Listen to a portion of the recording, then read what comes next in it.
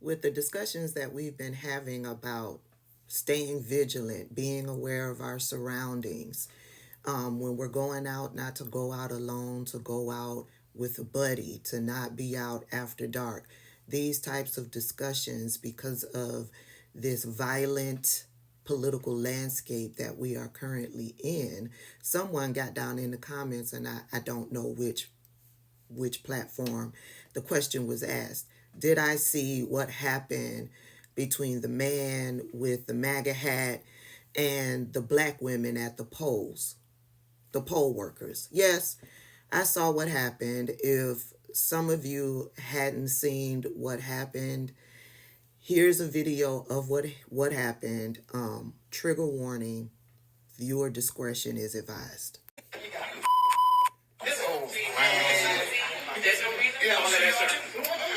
Wow. This is my most. Wow. Well, let me finish. Shut the hell up. Let me vote.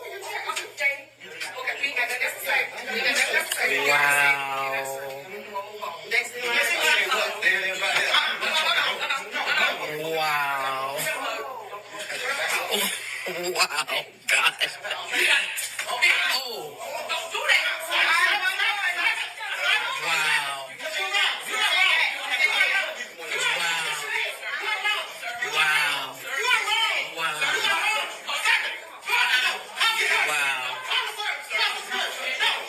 Wow.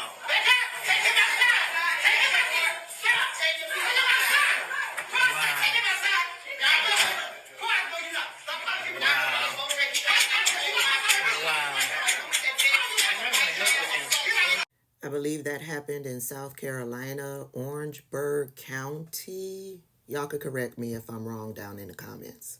It wasn't a MAGA hat. It was a hat that said, "Let's go, Brandon." And South Carolina is one of those states where you can't go in wearing identifying campaign type merchandise. No hats that say MAGA, no hats that say Kamala, no t-shirts, no buttons, nothing. Nothing that is identifiable towards either candidate. That is the law. And "Let's Go Brandon" is a campaign slogan made up by the MAGA nuts. They told him that he can't wear the hat inside the polling station. He could have taken that hat off, balled it up, put it in his pocket, but no, he wanted a fight. He wanted a confrontation. And who is he taking his anger out on? All of the poll workers there are black women. He has no qualms about attacking a black woman. The least protected individual in the United States is the black woman. The most disrespected individual in the United States is the black woman. From what I understand, he has not been arrested. The incident is still being investigated by Orangeburg Police Department. But yeah, Savannah, also known as Our Exorcist, she did an update video. And yeah, let's watch that.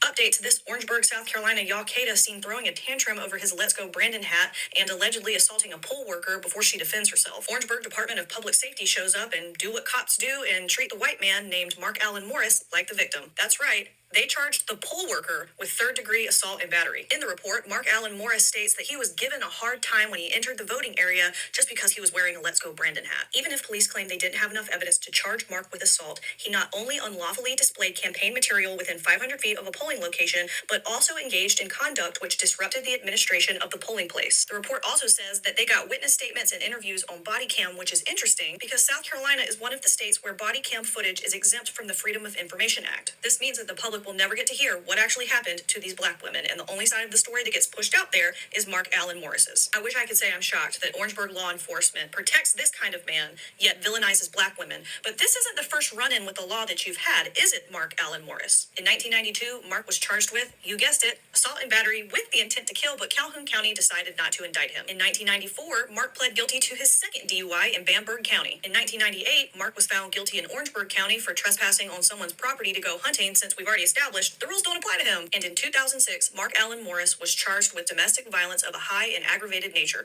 a felony in South Carolina, but they couldn't convict him because the victim wouldn't testify. Not that it matters, but guess how many charges I found for the actual victim in all of this? The poll worker.